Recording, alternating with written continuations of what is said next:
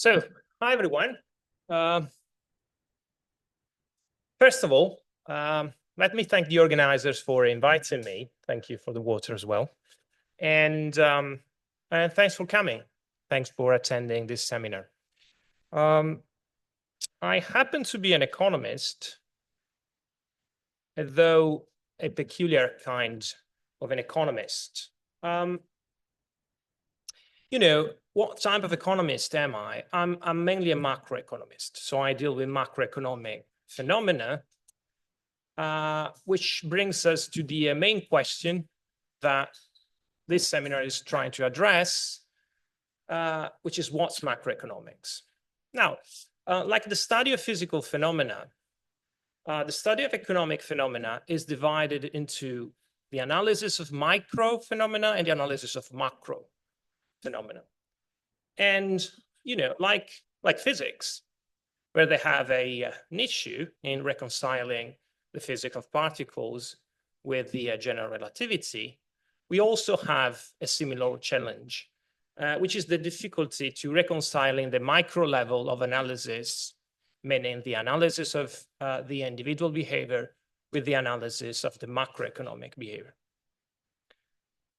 However, unlike physics, the epistemological status of economics is way more controversial. There are different schools, though, mainstream group usually doesn't recognize this, but there are different schools, and school minorities are actually quite large, right? And these questions the same epistemological status of economics, meaning what economics should be doing and what the economists should be doing. That said, there's a general consensus about the broadly defined scope of microeconomics and macroeconomics, respectively. And the idea is that microeconomics should mainly focus on the individual behavior, whereas macroeconomics is supposed to focus on the behavior of aggregates, be them aggregate variables or aggregate subjects. Now, these things are, as mentioned, are quite controversial. For instance, the main issue with defining microeconomics lies in the identification of what these individual agents are. I mean, if you take a look at the classical political economy, which was the dominant way of thinking in the 19th century, the primary unit of analysis in the classical political economy was social classes. I mean, classical political economists used to focus their own analysis on the interaction among different social groups, right? They didn't care too much about the single individuals. Unlike that, okay, we are back. Modern or neoclassical-like approaches focus on individuals as consumers, as savers, as investors, as entrepreneurs, and therefore they completely remove the social political identity of the economic agents. You can be either an entrepreneur, you can be both an entrepreneur and a worker. You can be both a saver and an entrepreneur, and so on. It's the function that you are taking in that precise situation that is the subject of the analysis. There's no well-defined social political identity. Classes are no longer there in the standard, say, neoclassical-like approach to microeconomics. So there are controversies in the way we do microeconomics, and the controversies surrounding macroeconomics are even greater. Arguably, modern macroeconomics was founded by John Maynard Keynes. You perhaps know him, the well-known British economist, in the 30s pretty much, as a methodology of aggregates, right? And the point was, according to Keynes, that the old neoclassical school was good in analyzing the single individual market, but the conclusions that we can derive for the single individual market cannot be extended for the system as a whole. And that led to the foundation of a new branch of economics that we call today macroeconomics. However, and I will return on this point later on, following the so-called rational expectations counter-revolution of the 70s, macroeconomics became ancillary, or if you like, secondary, meaning that in principle, after the 70s, if you want to publish in top economics journal, you have to derive all the aggregate behaviors of your system in terms of choices, rational choices, made by a representative individual agent who maximizes a certain target function under a certain constraint. So, for instance, if you want to explain consumption, aggregate consumption, you have to explain it in terms of the choices made by the individual consumer who maximizes her own utility function given a certain budget constraint. And similarly, if you want to explain the behavior of the firms, you must start from a problem, which is the problem of the single individual representative firm, which maximizes its own profit under subject to a technical constraint, sometimes a price constraint, and so on. Even if you want to model the behavior of the central bank, you have to model the behavior of the central bank in terms of a loss function. When your loss function, you put the inflation and unemployment, and then you minimize that function, which in which case pretty much makes sense because the central bank is one. But it doesn't make much sense if you are a Keynesian, if you are reducing the behavior of an aggregate to the behavior of a single representative agent. Obviously, there are dissenters. I'm one of them. And here you have other dissenters in front of you, who either emphasize the need to develop a true bottom-up approach, and these are the, say, the new evolutionary economists, the agent-based modelers, who basically derive the behavior of the system, the emerging behavior of the system, starting from the interaction among heterogeneous agents. And so the emerging behavior of the system is not a linear combination of the behaviors of the single individual. So that's one way. The other way is to get back to Keynes and to an extent to the classical political economy and model directly aggregate variables as aggregate variables, and so aggregate actors as aggregate vectors. This is pretty much our say, family tree. I just focused on macroeconomic schools, and not all of them are there. I just put them, the main macroeconomic schools. Even the starting point is quite questionable because I start from classical political economy, but I should at least start from the physiocrats, in my opinion, because the physiocrats had the first real macro, in modern terms, view of society. And you can see that starting from classical political economy, we had many breadths and nuances in the history of macroeconomic thinking. Where are we today? Where we are in a quite confusing situation in which, in principle, in terms of macroeconomic modeling, the mainstream view is the so-called new neoclassical synthesis. It should be new neoclassical Keynesian synthesis, which is a synthesis between the new classical macroeconomics and the new Keynesians, which produced the well-known, infamous DSG models, which were then criticized because of the recent crisis. You probably know the story. So in theoretical terms, we are now back to pretty much the 60s, where we have this neoclassical Keynesian synthesis that I will be discussing later on.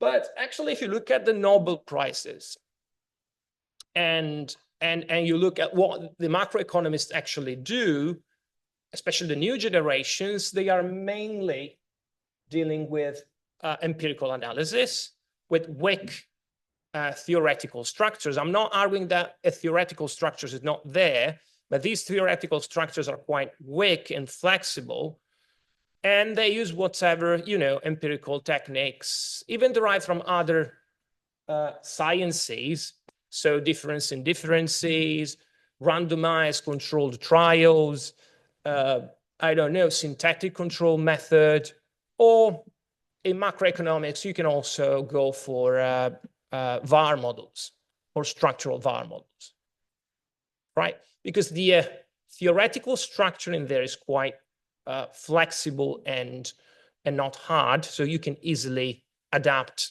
those empirical models to your research questions.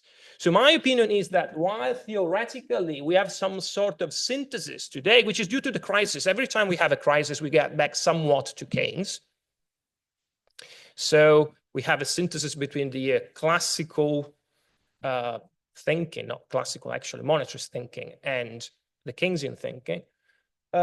In terms of the professional sociology of the profession, we are going in that direction. I also to say that it's a quite strange period in which people like me are pretty much accepted by the academic community. So I can publish in good journals. I can be hired by normal universities. I can find a job, which in the 2000s wasn't that obvious. And in addition, there are many,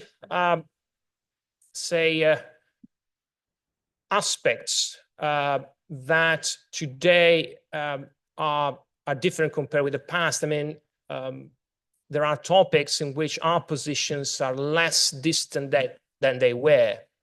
For instance, about the nature of money, or about the way in which central banks really work in the real world. If you take a look at recent macroeconomic textbooks, you can see a radical change in the last few years. Some topics literally disappeared from the textbooks, mainstream textbooks. And other topics which were regarded as heterodox topics are there. So it's a quite chaotic, in a Maoist sense, situation.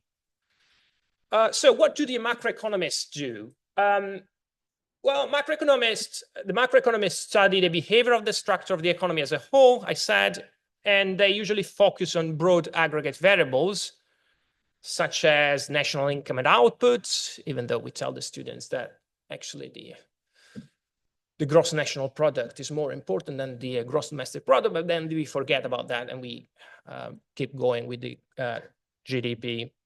Then we focus on employment, inflation, interest rates. These are the standard variables for a toy model in macroeconomics. If you had to create your own toy model, these are the variables that pretty much would be there.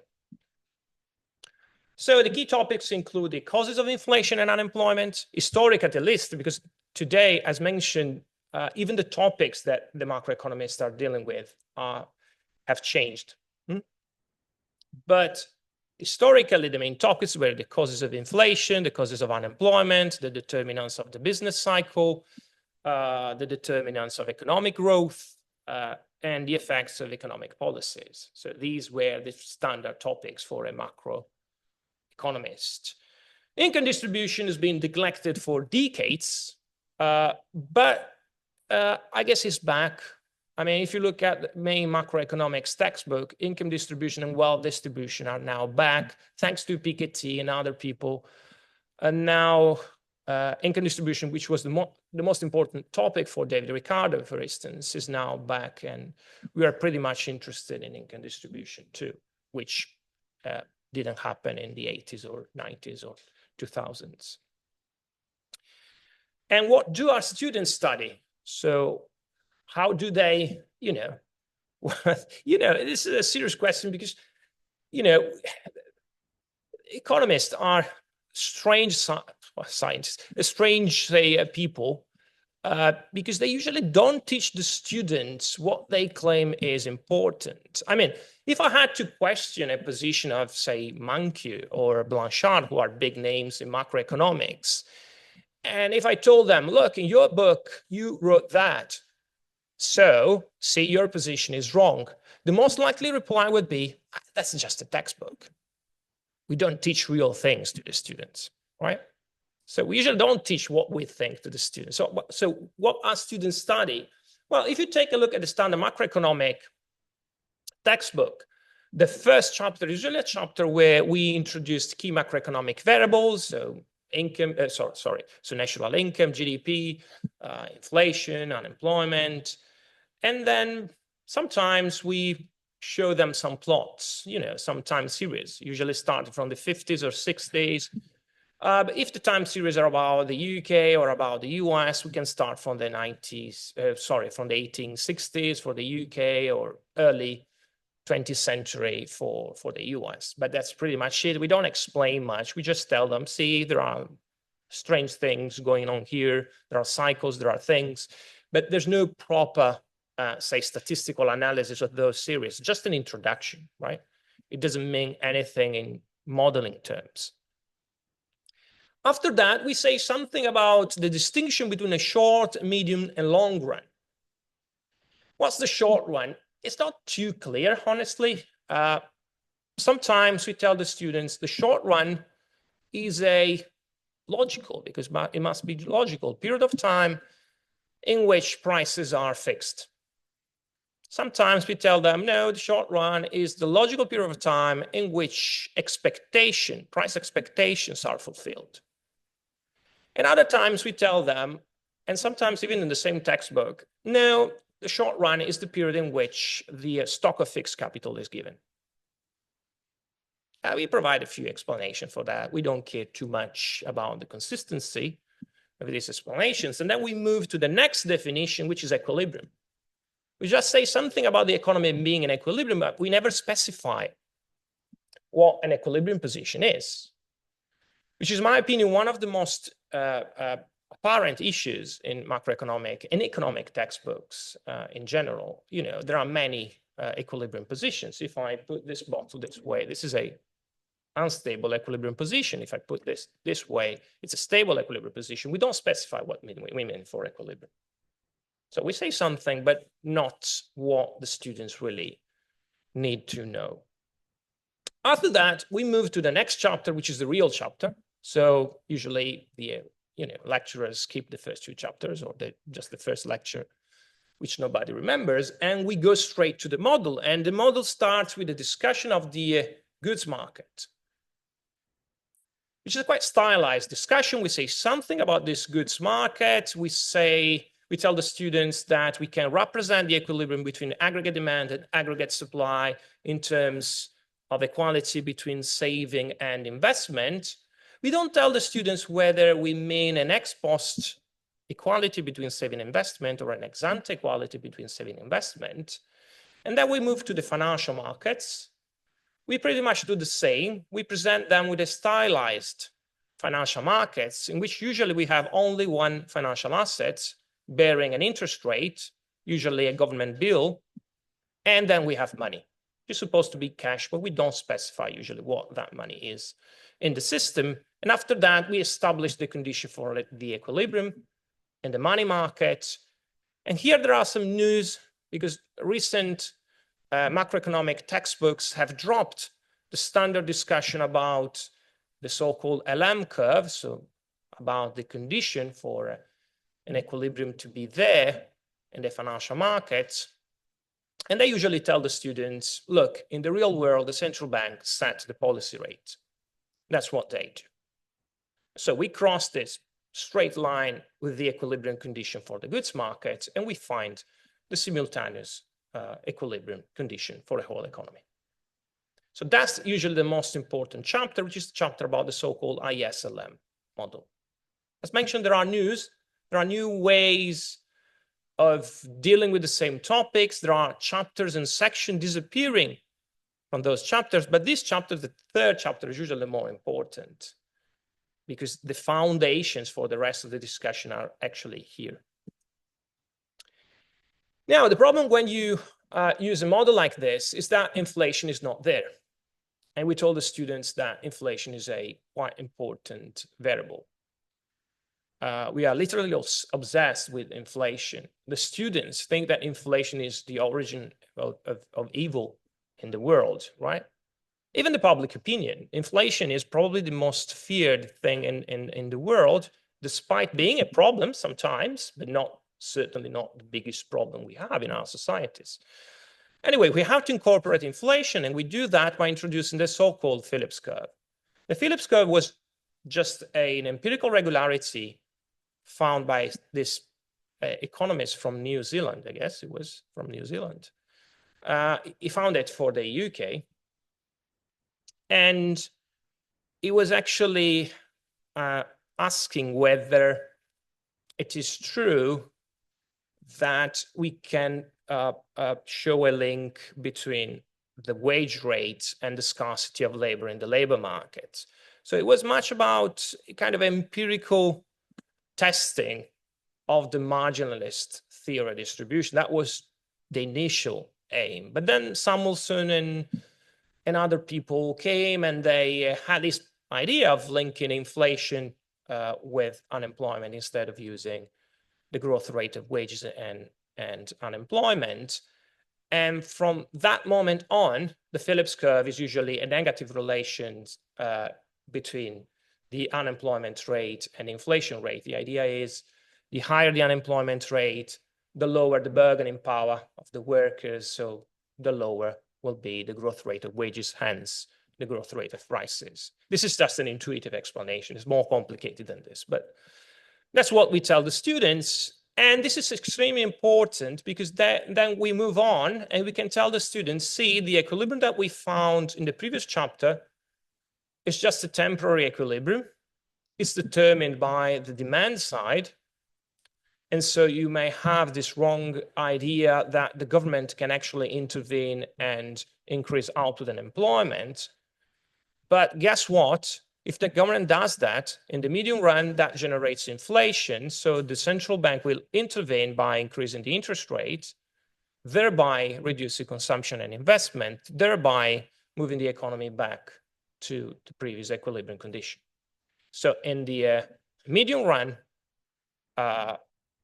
demand-led policies or shocks cannot move permanently the economy away from a natural equilibrium position, which is determined by, labor and capital endowments and the state of the technical progress.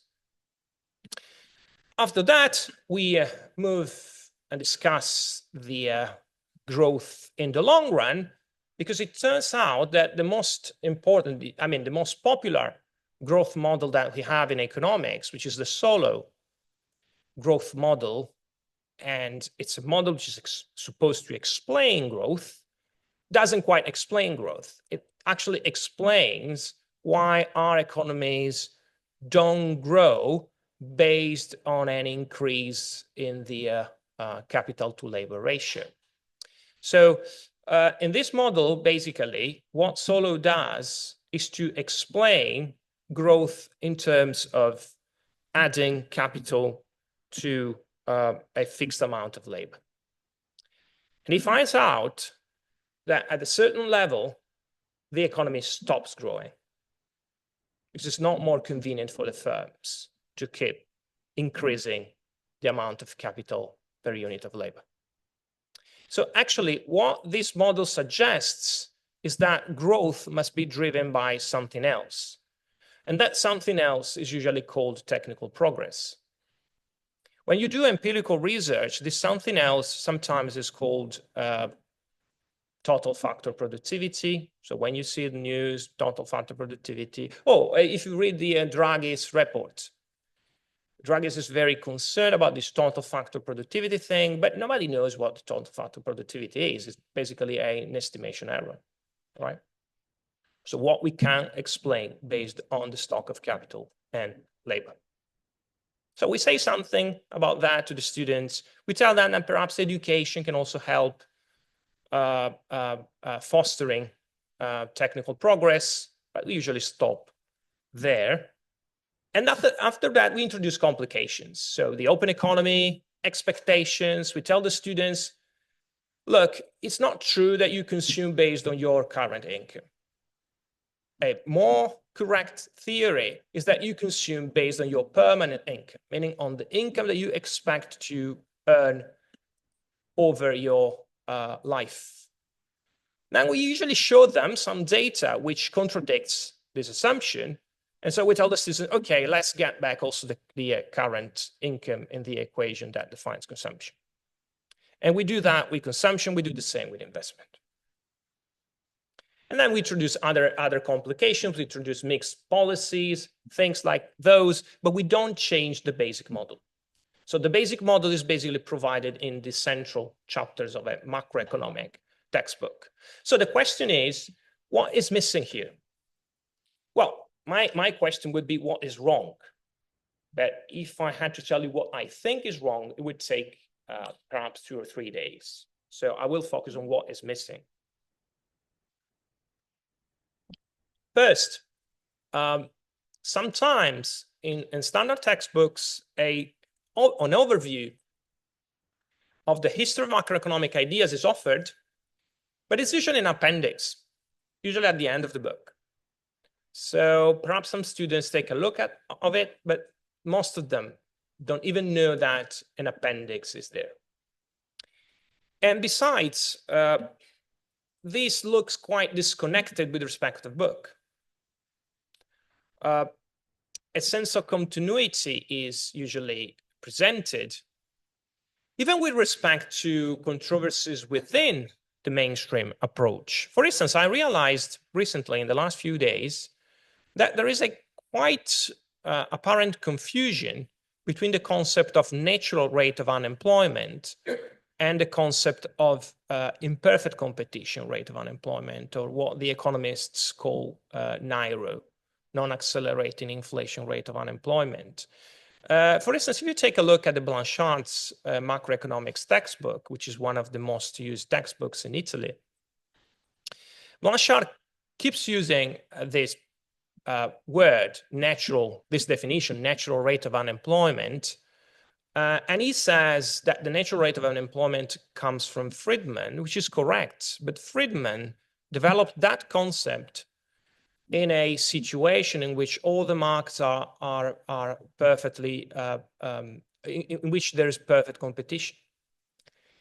If you take a look at the way in which Blanchard derives his own equilibrium rate of unemployment, he's assuming that the markets are imperfect competition markets, which has implications, because in the Friedman's model, if you have unemployment, it's all voluntary unemployment. In the Blanchard's model, you can have involuntary unemployment, but Blanchard doesn't seem to realize that, which is quite, odd, I guess. Anyway, so I think that this is due to the idea and the aim of the economists to present their own history as a history of continuous perfection, right? And not a history in which we have had debates, even harsh debates, even within the same groups of economists, right?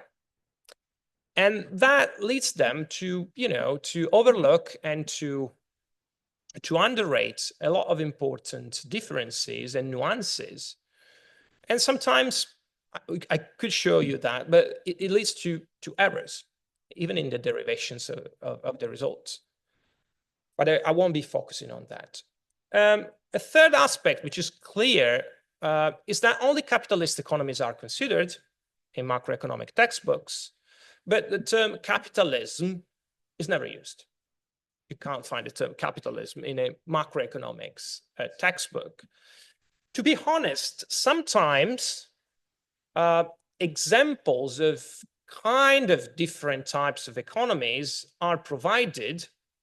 So sometimes you can find a reference to the North Korea to show that capitalism is superior. But it's clearly a cherry-picked example. And sometimes this is quite weird. I'm sorry to talk again about the Blanchard textbook, but if you take a look at the Blanchard textbook, there is this chapter in which they argue that only free market capitalism can promote radical innovation, right? And then obviously they come to China. And they say, yes, of course, China is doing well, but they just copy and paste the Western model. They just copy and paste what we do. They just copy and paste European and US innovations. The problem is that if you take a look at the Draghi's report, Draghi clearly states that actually China is at the forefront of innovation. If you think of artificial intelligence, the Chinese are in the future with respect to us. So clearly these examples are just, a little bit cherry picking to show that our model is better, that our theory is correct. It's not really a comparative analysis exercise.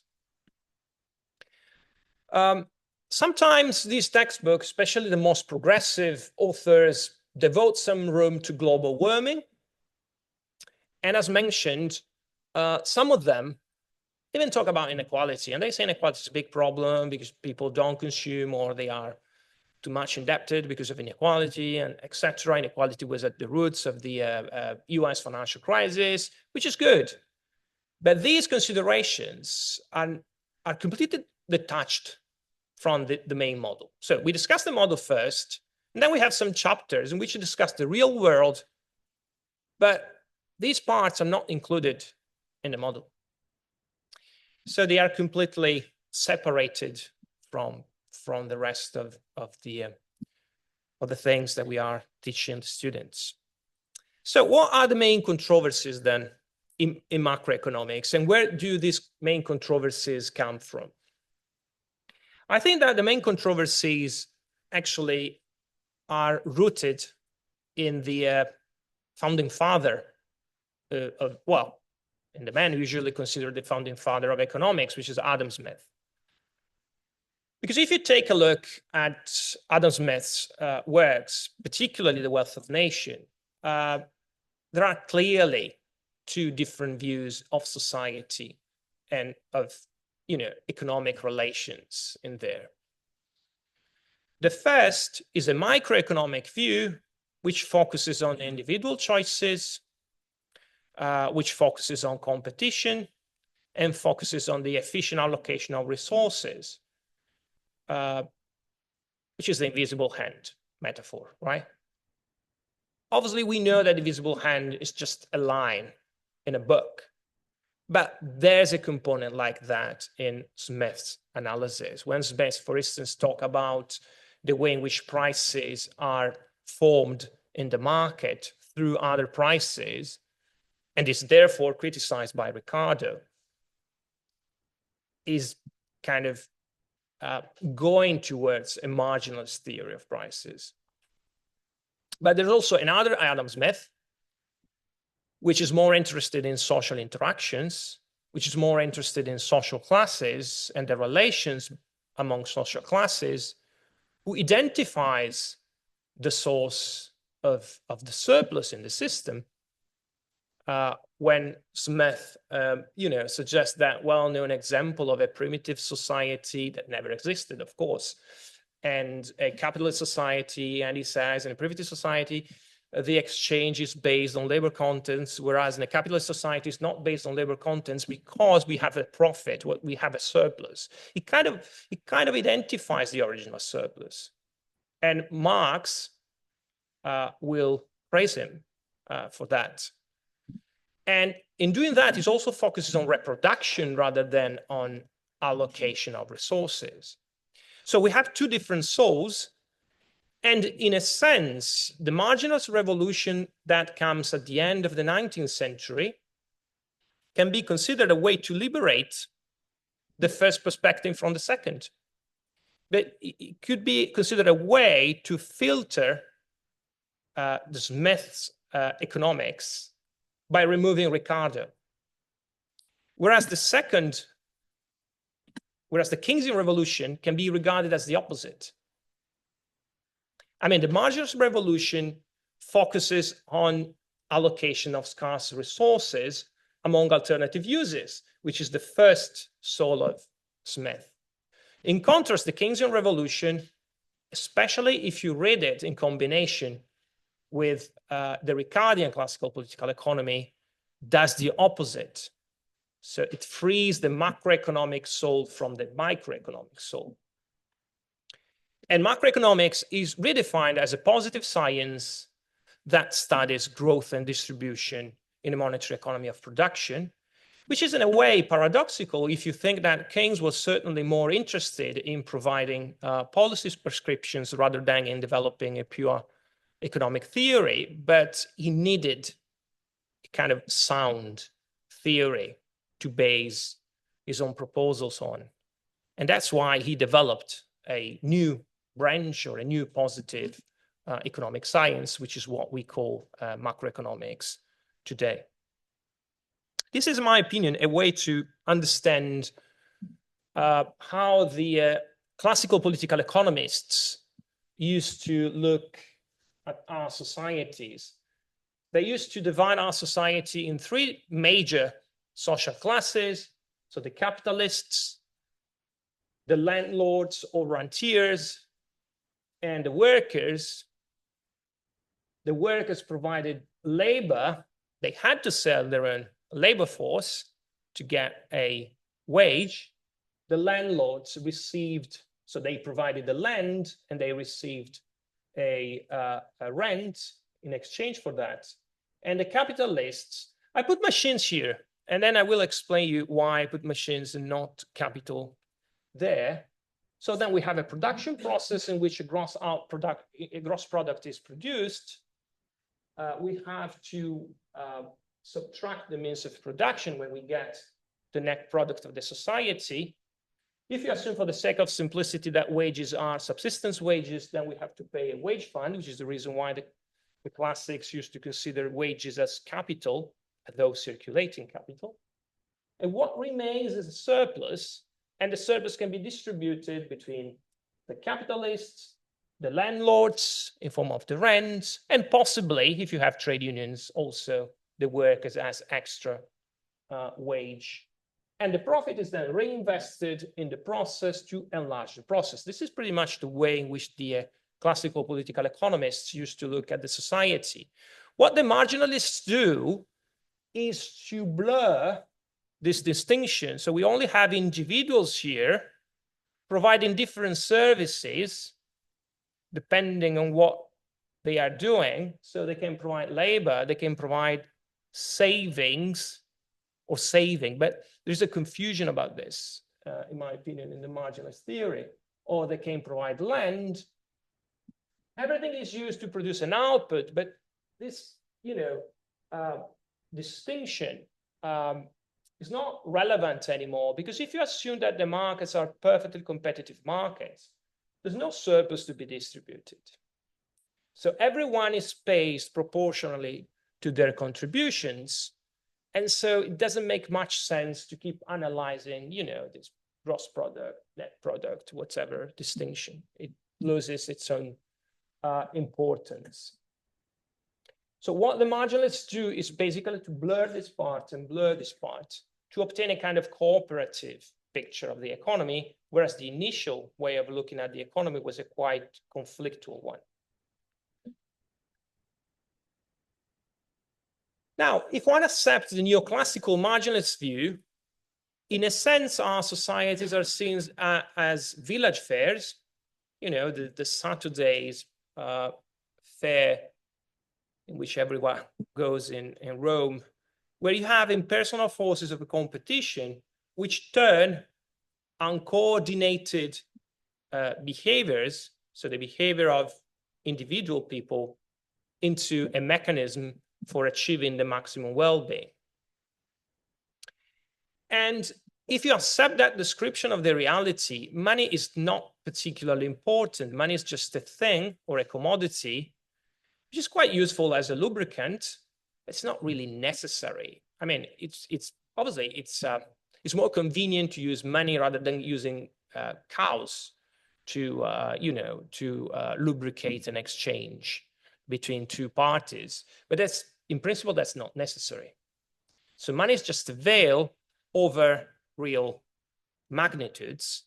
And in addition, if all these conditions are met, we can demonstrate that each participant in the production process is remunerated based on their own contributions to the production. So everyone is pretty much happy at the end of this big exchange process, because it's a fair exchange process. Fair, I mean, you could dislike the final results, but you should accept that everyone has been paid according to his own or her own contribution to the process. In contrast, if one accepts the Keynes plus, say, Ricardian classical political economy view, there our societies are quite different because they are a system of production of commodities by means of commodities and labor, where a surplus is generated at the end of the process, and the distribution of this surplus is anything but, natural. There are social, political, institutional factors which define the way in which the surplus is distributed. And in addition, money is not a thing. Money is a relation. And in modern societies, it's a triangular relation between usually a bank and two parties.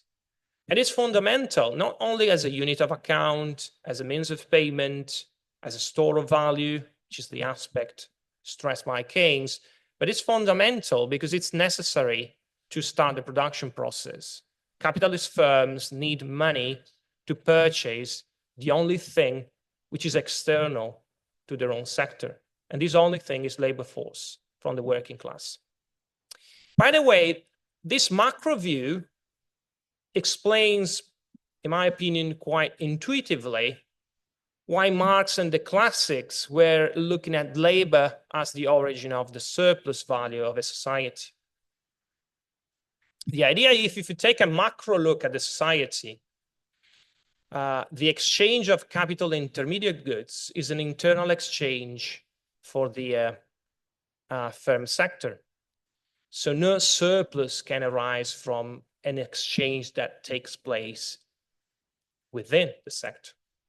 You must have another sector that provides you that surplus. That is, in my opinion, the most intuitive way to explain why the classics and Marx were looking for the origin of the surplus in the labor provided by the workers.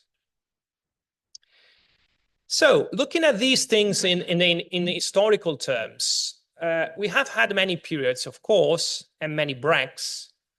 And as mentioned, there's been many schools and many nuances, even within the schools.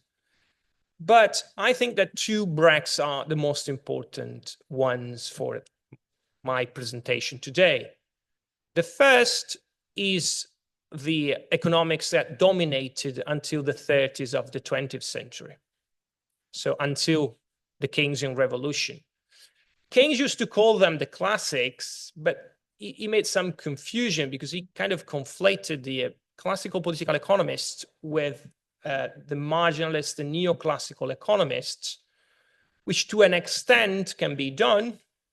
After all, both of them believe in the quantitative theory of money.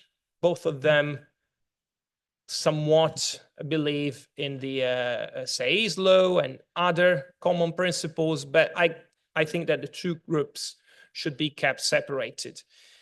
Anyway, the three pillars of the pre-Keynesian economy were the idea that employment is determined in the labor market. So the idea is that the labor market, like every market, is a market in which we have a demand curve and a supply curve as functions of the real wage rate paid to the workers. So the firms demand labor services, and thereby their demand decreases as the real wage increases. In contrast, the workers provide labor and their supply increases as the real wage increases, right? That's pretty much the idea. So if we let them,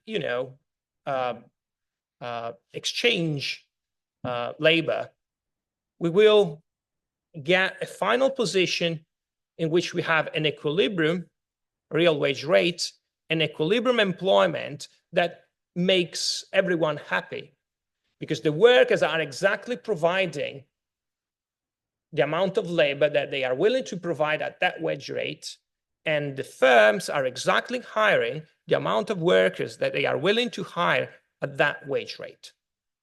So we can have unemployment, but that unemployment is is voluntary unemployment, meaning people don't want to work more for that wage. The second pillar is that aggregate supply pretty much creates its own demand. So we shouldn't be focusing too much on the demand side because what matters is supply. When we produce things, we distribute incomes, and so we create purchasing power, which sooner or later will absorb the production. Obviously, you can have some mismatch between sectoral demands and supplies, but that's just a temporary thing. The third pillar is that the interest rate is a real variable. What does that mean?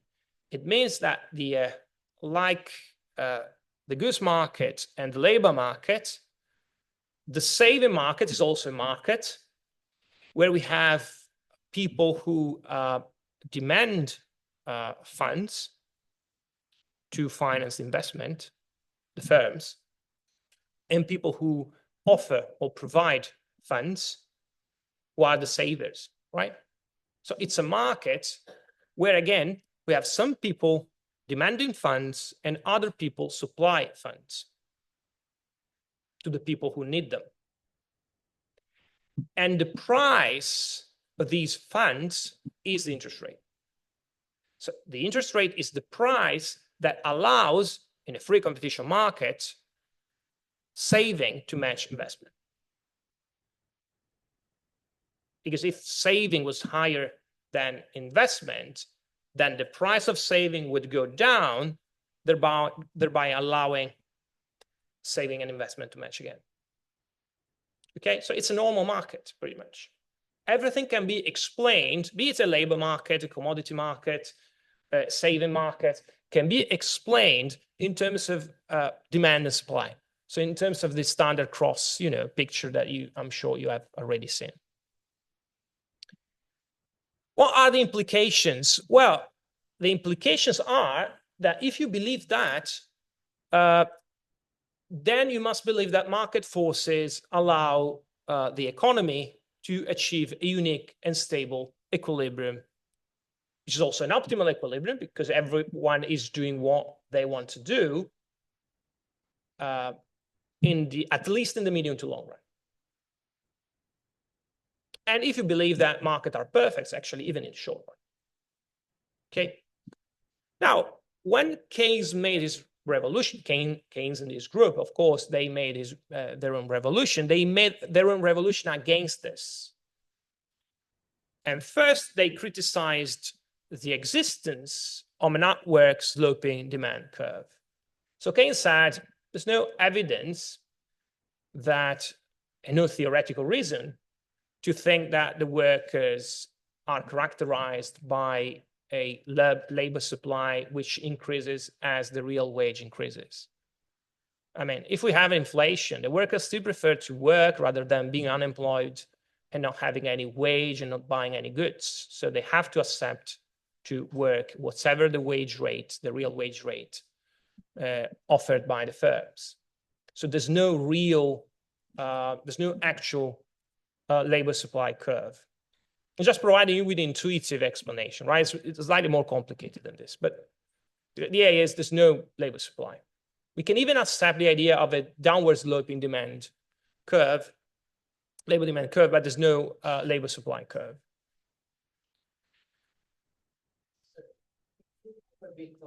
Sorry. Okay. And a consequence of this is that employment is not determined in the labor market. That's a fallacy. I mean, that's what a microeconomist would think, but as a macroeconomist, that's not true because employment is determined in the goods market. It's the demand for goods and services that defines the demand for labor by the firms. So employment is actually determined by the goods market conditions, not by the labor market conditions.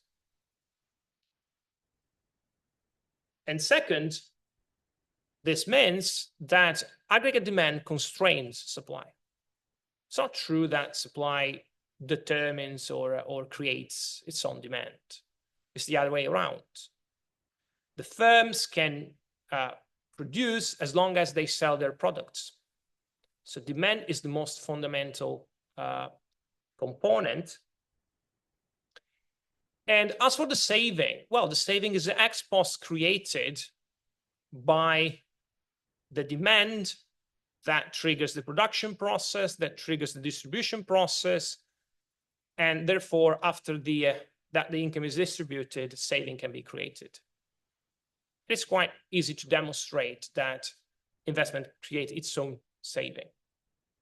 So the equality holds between saving and investment, but it holds ex post. It's not an ex ante precondition.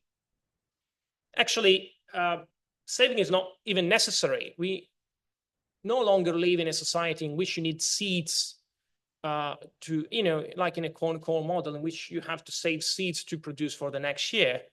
We have a well-developed banking sector and financial sector. Particularly the banking sector can create money. And as long as the banks grant loans, they also create deposits. And so they are effectively creating money. As for the interest rate, says Keynes, the interest rate is not a real variable. We don't need the interest rate to match investment and saving because, as mentioned, saving is always equal to investment ex post. The interest rate is just a monetary variable. So basically, it's a variable set by the monetary policy authorities. You can allow also market forces, obviously, to define the interest rate, but the most, coherent assumption is that the monetary authorities set the interest rate and the money in the system is defined by the demand for money. What are the implications? Well, the implications are that if you believe this version, if you believe this theory, that you don't have just a unique, stable, optimal equilibrium. You may well have a variety or a multiplicity of equilibria in the system, of possible equilibrium in the system. Some of them will be unstable, some of them will be stable, and the problem is exactly the stable equilibria, which are not optimal and are very unlikely to be optimal. Because there's no inner tendency in the system through market forces. Well, there is a tendency, but it's very weak, to push the economy back to the initial point, assuming that we started from a full employment optimal condition.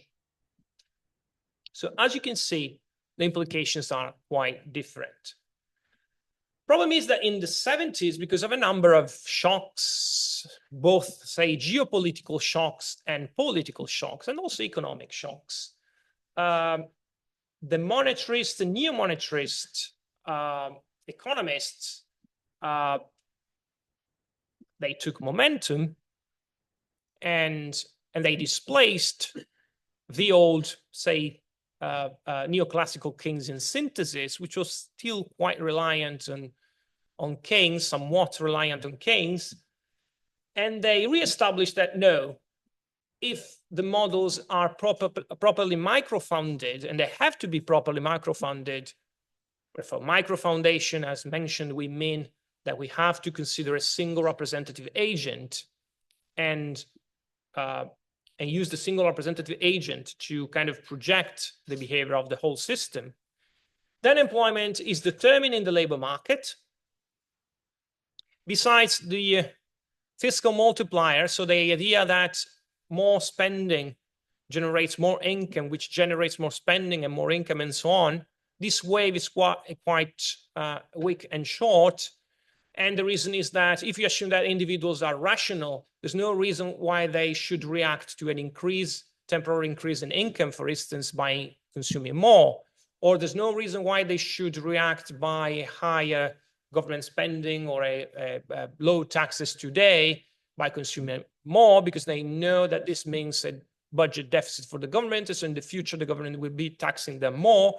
So since they are rational, there's no kind of demand-led shock that can move the economy away from stable and natural equilibrium defined by these rational individuals beside old, and this is linked obviously with the previous argument, all the Keynesian models are misspecified because they wrongly assume that the coefficients are stable, whereas the individuals, if they are rational, they change their coefficient, blah, blah, blah. In other words, the Keynesian story doesn't. Okay, I can go deeper into this story, but the point is for them, okay, Keynes is completely wrong.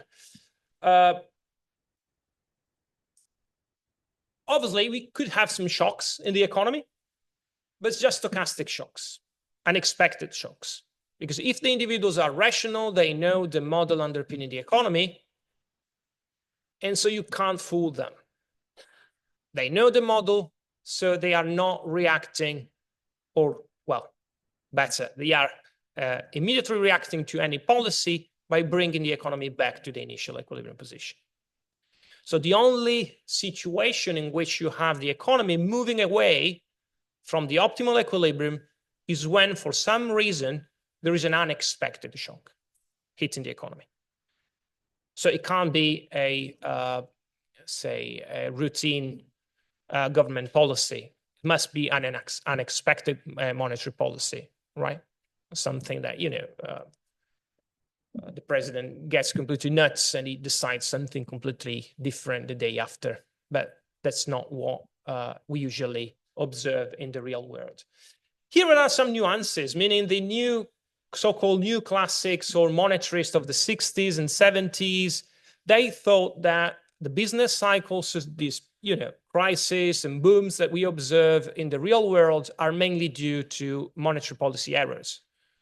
So it's basically the central banks. The central banks are messing things up, right? They set the wrong interest rate every time, and they create in that way the business cycle.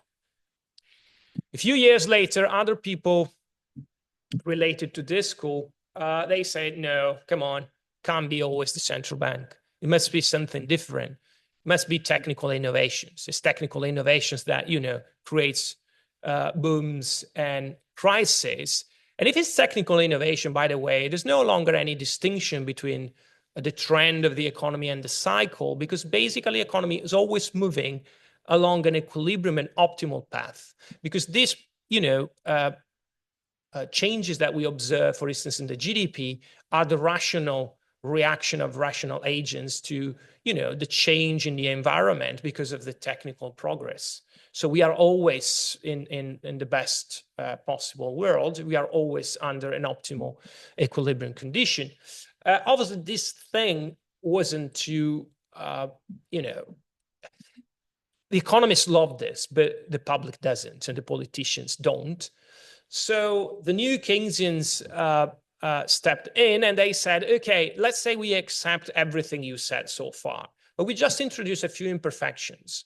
So we allow for the trade unions to be there in the labor market, or we allow corporations to have some monopoly power in the goods market. What should we observe? Well, we observe some shocks which are more permanent than we expected. And we can explain, the business cycle in this way, which is more, sounds more realistic. And that's where we are now, pretty much, right?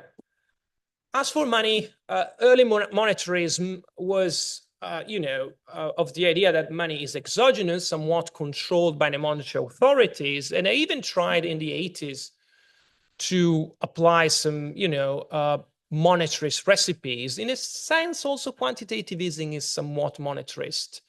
But these recipes didn't quite work. And today, what the central banks do is to set the interest rate and recognize that money is mainly endogenous, meaning driven by the demand for it. And that's what the vast majority of the macroeconomists today admit, although they still think that there must be some real interest rate that assures the equilibrium of the system in the medium to long run. So while they accept the idea that money is mainly endogenous, driven by demand, they still have this real interest rate thing, meaning they still think that the main task of the central bank is to fine-tune the policy rate in such a way to match the natural interest rate that delivers a natural output that delivers the target inflation rate. We will see that in a few minutes. And that's why, by the way, the central banks must be independent, must be credible, must be, because if the problem is not to decide democratically what is good and what is not, but it's to identify the only natural interest rate that brings stability, this must be subtracted to the public debate because it's a scientific thing, right? It's not something that the public is allowed to discuss. We are not allowed to discuss gravity at the same in the same way we are not allowed to discuss what the real natural interest rate should be. So we return to a unique and stable equilibrium story, although if we accept the new Keynesian, say, modifications, we can have some crises due to imperfections. So imperfections in the capital market, imperfections in the labor market, imperfections in the good markets, imperfections or asymmetries everywhere, right? And pretty much before the two crises, I mean, the global financial crisis, the European sovereign debt crisis, the vast majority of the macroeconomists working on this mainstream model were pretty much looking for new asymmetries, imperfections to be added to the model to explain why we have fluctuations. One of the most popular reasons why, according to the new Keynesians, we have fluctuations is that the firms, when they set their menu prices, they don't do that day by day. It takes longer, and that generates fluctuations, right? Believe it or not. What are the policy implications then? In order to discuss the policy implications, because so far I've bombed you with a lot of concepts, things, etc. But can we kind of sum up and see what this mainstream view of the society is in a few sentences, or better, in a few equations? Yes, we can.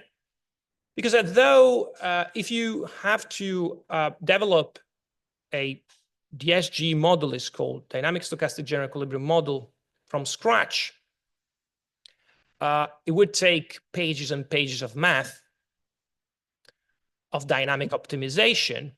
If you look at the final result, you basically have only 3 equations in the most, say, simple version of it. So only 3 fundamental relations between variables.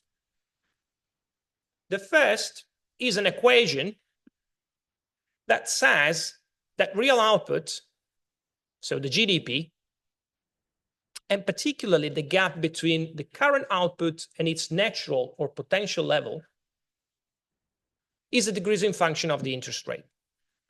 So the higher the interest rate, the lower consumption and investment, and also net export, if you include export in your model. How many? Yeah, of course. And so the lower will be the GDP, right? The idea is, well, in the ISLM model, the reason is that investment goes down as the interest rate goes up. In the new DSG model, it's more complicated. The problem is that if the interest rate goes up, the rational agent postpones its consumption decision, etc., etc. But anyway, the point is that if the interest rate goes up, investment and consumption reduces, and therefore the GDP reduces. The second equation tells us that the inflation rate is an increasing function of real output. And actually, it's an increasing function of the gap between the current output and the natural level of output. But we can't neglect the natural level of output. The idea is an increase in the level of output means an increase in the demand for factors, thereby pushing, putting pressure on wages, on the costs of raw materials, thereby increasing inflation. So the higher the GDP, if we are above the natural level, the higher will be inflation. Okay? The economy is overheating. And obviously, if the GDP is too low, we will observe a decreasing deflation in the system. And perhaps also, a decreasing inflation in the system and perhaps also deflation. So if we stopped here, we had a very unstable system in which, unless we are exactly at the equilibrium level for output, we have an ever-increasing inflation or an ever-decreasing inflation, which will become deflation, right? Because there's only one level of output that assures that inflation is stable. Because inflation depends on the difference between current output and the natural output. So there's only one level that stabilizes inflation. Any shock hitting the system is like this bottle. It can be stable this way, but if we hit it, it goes down, right? And it doesn't recover by inner forces. So we need someone else in the system. We need another equation. And the other equation is central bank. The central bank sets the policy rate. And what's the rule the central bank must follow? Well, the central bank must increase the interest rate every time inflation is increasing or every time inflation is above the target level. Because that means that output is above the natural level. So you know exactly now why the central bank is, the ECB, for instance, is reducing or increasing the interest rate. If inflation is increasing, we increase the interest rate. If inflation is reducing, we reduce the interest rate above or below the target. And that's pretty much it. That's the model. It's not more complicated than this for a closed economy. We can introduce the foreign sector if you want to, so a trade balance, etc. But this is the basic model. If you do the math, what you obtain is pretty much this. Obviously, in this system, shocks can produce effects in the short run because it's assumed that prices are sticky. And that assumption is fundamental. Notice that the interest rate that affects output is not the nominal interest rate. It's the interest rate minus the inflation rate. So it's the real interest rate. But the central bank can only set a nominal rate. However, if prices are sticky, when you set the nominal rate, you're also setting the real rate. So that gives the central bank power to restore the equilibrium by tuning the real interest rate, which is what triggers the response of the central bank. So if you are in an equilibrium position, the central bank does nothing. If you are in a non-equilibrium or out of equilibrium position, the central bank will intervene, which is why in the medium run, we always get back to the equilibrium position. In the old ISLM model, this equilibrium was reached through the so-called wealth effects, meaning if prices go down, you are richer. If prices go up, you are less wealthy, etc. But these effects are completely irrelevant, empirically speaking, and completely wrong in theoretical terms. So they abandoned that part. Now the equilibrium is restored by the action of the central bank. And so the real variables in the medium run always return to their natural levels, where money is also neutral in the long run, and the central bank basically can't do nothing in the medium run. And it has to do nothing. Okay? So long-run growth in these models is only driven by technical progress, as mentioned. There's no other factor producing growth in the long run. Once you have achieved the optimal equilibrium position, growth can only come from outside the system, which is what we call technical progress, but we can call it manos de Dios, like Maradona or, God's hand, right? It's just something that comes from, it's not within the model, it's outside the model. Although there are some models which call themselves endogenous growth models, but it's pretty much the same thing. So what type of policy interventions are allowed? Monetary policy is the most important tool. because by tuning the interest rate, the central bank can always bring back the current output to the natural output, and therefore can always bring inflation back to its target, or at least it can stabilize inflation. Unconventional measures can be pursued, especially when we are close to the so-called zero lower bound, meaning when the interest rate is very close to zero, the central bank finds it hard to reduce it further. So long story short, the central bank can try other options like purchasing all the financial assets which are in the balance sheets of the banks and the financial intermediaries, by hoping that this will then translate into some higher lending or whatever. Fiscal policy is admitted, especially if you are a new Keynesian, but just as a automatic stabilizer. So, for instance, some sort of basic income, some sort of unemployment benefits could work, especially because these measures are counter-cyclical measures. Unemployment benefits go up when the economy is facing a recession, and they go down when the economy is doing well. So these measures are quite good because, you run a deficit, a government budget deficit when it's necessary, and then you restore your surplus when the economy is doing well. All right. However, they are dangerous, especially discretionary fiscal policies. They interfere with the expectations of the economic agents.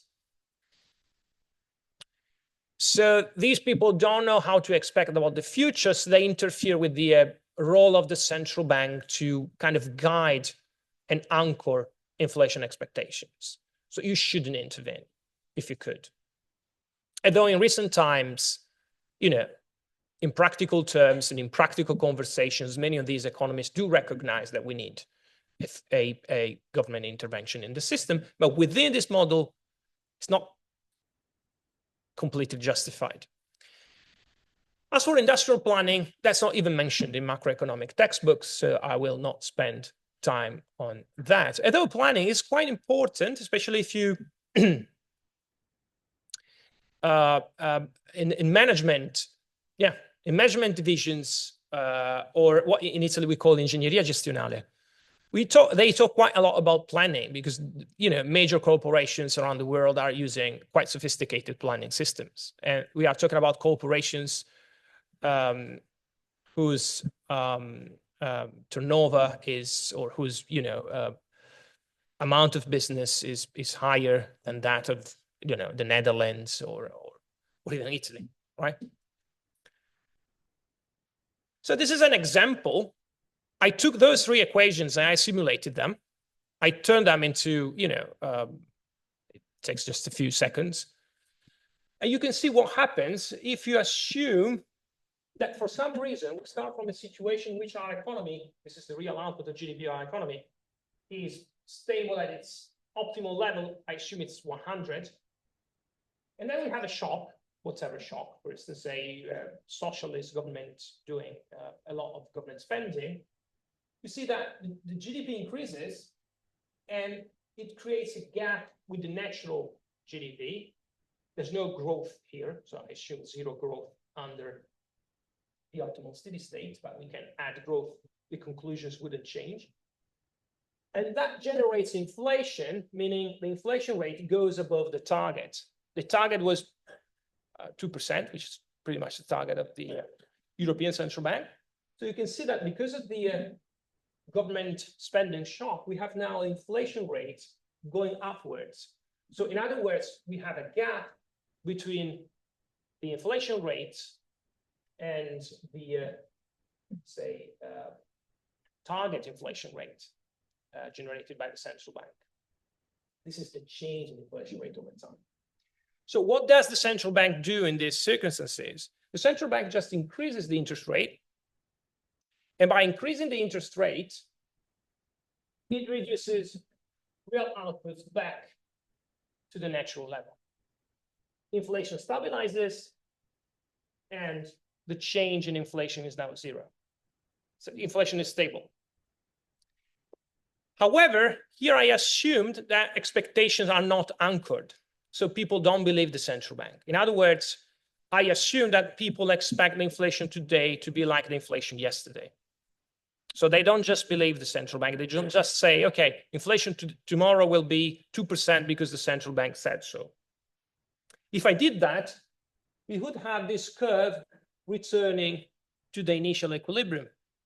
But if expectations are not anchored, because for instance, we are living a big energy shock, then the problem is that when inflation stabilizes, it's higher than the initial level. It's stable, but higher. So if the central bank wants to bring back inflation to the initial level, a contraction, meaning an interest rate higher than the equilibrium rate, is necessary for a while to generate a negative shock to the economy, which will bring back inflation to the initial level. And that is an answer, if you like, to my progressive friends who criticize the European Central Bank by saying the central bank has increased the interest rate, the policy rate in the last months, but they didn't consider that the crisis was a supply side crisis, not a demand side crisis. It doesn't matter. If you believe this model, once inflation is out of the target, the thing that you have to do, if you believe the model, is just to generate a crisis. It's just to increase the interest rate, no matter the origin of your crisis. Or the origin of your inflation.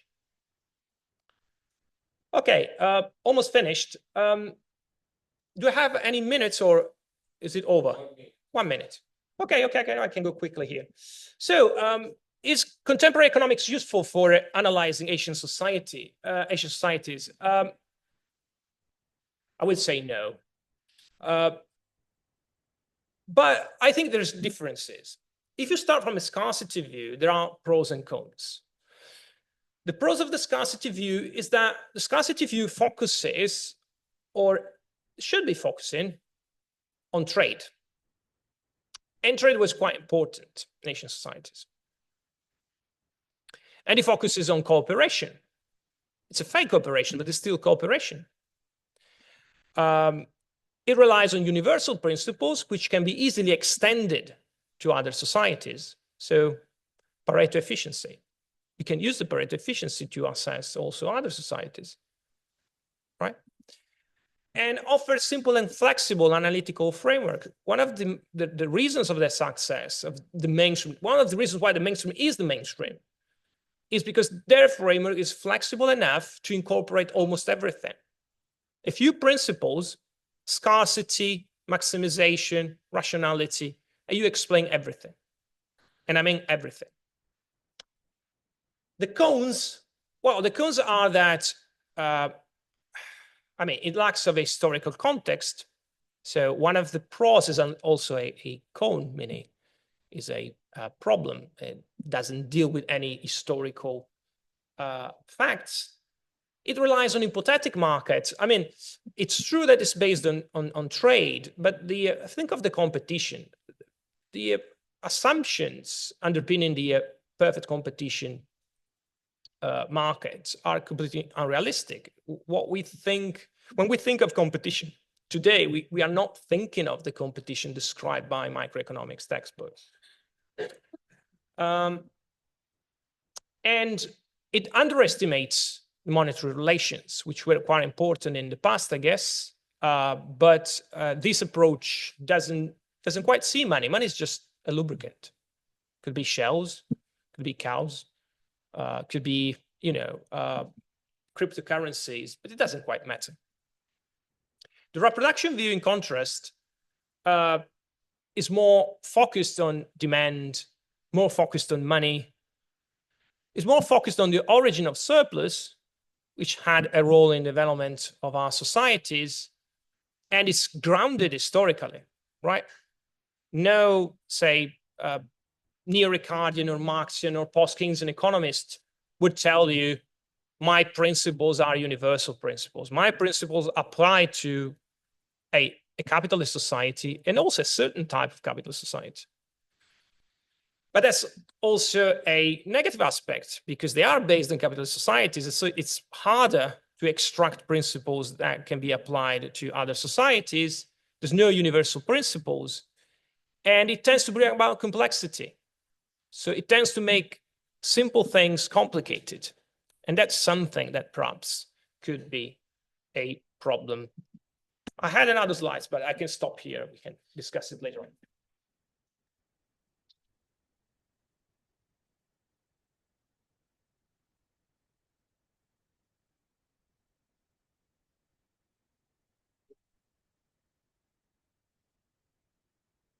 Okay, so we are having a 10-minute break, and so we will be back at, let's say, okay, 18:15. Yes, okay, 18:15. And we will be disconnecting from here because we are utilizing a different computer. Okay, see you later. Sì. Si può filmare.